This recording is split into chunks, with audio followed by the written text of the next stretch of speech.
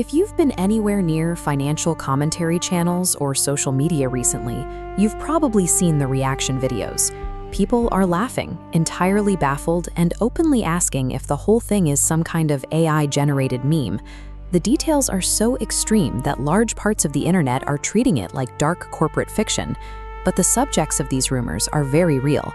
They sit inside one of the most powerful financial institutions on Wall Street. On one side is a high-ranking, glamorous female executive director at JP Morgan. On the other is her subordinate, a married, South Asian male broker. The rumors flying around sound like a twisted movie plot. Claims that the executive spiked her employees' drinks with Viagra to turn him into a forced sex slave. Allegations of racial slurs, with her allegedly calling him her little brown boy and mocking his wife. Rumors of aggressive career threats, demanding absolute submission. This is where the gossip stops and the legal record begins. On April 27th, a 27-page lawsuit was filed in the New York Supreme Court by a plaintiff using the pseudonym John Doe.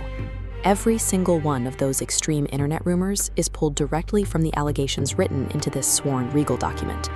The internet has turned this into a bizarre, gender-flipped spectacle, but the paperwork presents two completely incompatible realities colliding. We're looking at what could be one of the most severe harassment lawsuits to hit modern corporate finance. According to the plaintiff's court filing, the harassment started at the office desk. Lorna Hadini held the position of executive director. John Doe was her junior. He alleges that Hadini immediately recognized that imbalance and used it.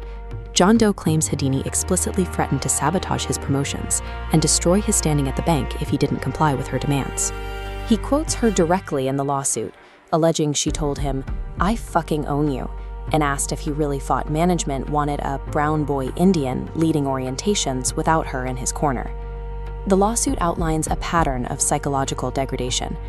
Hadini allegedly used racial slurs to assert dominance, continually referring to him as her brown boy.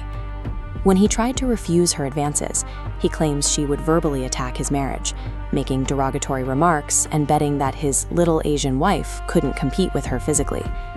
Over a 2-year period, the physical allegations escalate sharply.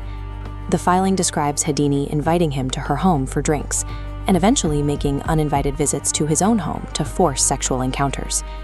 In one of the most severe accusations, John Doe claims she admitted to giving him date rape drugs to force physical performance during these acts. John Doe says he repeatedly pushed back. The lawsuit even notes that during one specific encounter where he was protesting, his vocal objections were allegedly overheard by a second witness in another room, though that person reportedly ignored the situation. Read end to end, the plaintiff's dossier outlines a systematic weaponization of corporate hierarchy. It describes an executive using every lever of power, threatening job security, weaponizing racial humiliation, and using chemical coercion to force a subordinate into submission and silence. In May, John Doe took these allegations to JP Morgan Chase, submitting a formal written complaint detailing this exact 2-year pattern of racial abuse and sexual assault. The bank reviewed the timeline and then quickly dismissed it, stating they found no concrete evidence to support his claims. Lorna Hadini's legal team responded with a complete and absolute denial. Her lawyers stated on the record that she was never involved with John Doe in any capacity and that she had never even visited the specific locations where he claimed the assaults took place. JP Morgan then went on the offensive. The bank claims that when they attempted to look into the situation, John Doe actually refused to participate in their internal investigation. They argue he deliberately withheld his cooperation. The defense lays out a vastly different motive for the lawsuit. JP Morgan alleges that John Doe bypassed the internal investigation because his true goal was to negotiate a multi-million-dollar payout. When the bank refused to pay, they claim he filed the lawsuit. These are the two sides of the collision. We have a grueling, highly detailed account of suppressed workplace abuse going head-to-head against a staunch corporate defense that labels the entire story a calculated multi-million-dollar shakedown. While the legal system works through the filings, the immediate fallout for the two individuals is drastically different. John Doe's lawyers state that he is currently suffering from post-traumatic stress disorder. He left the bank and, according to his legal team, has not been able to secure another job. Lorna Hadini, on the other hand, remains employed.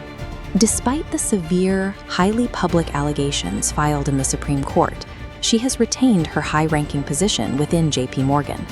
Look at this visual of a tilted corporate scale.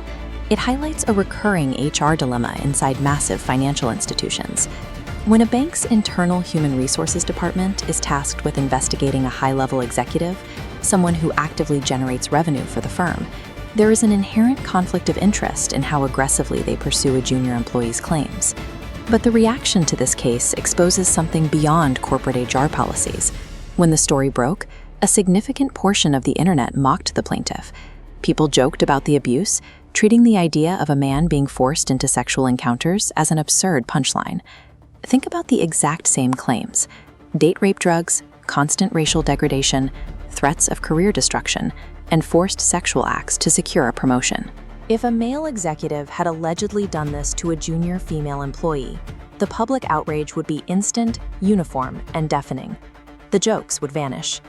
The New York Supreme Court will eventually weigh the evidence, listen to the witnesses, and decide the legal truth of John Doe's claims against Lorna Houdini and JP Morgan. But the case has already done its job as a mirror, exposing our lingering gender biases, the unequal ways we treat victims of assault, and the sheer force of the corporate power dynamics on Wall Street.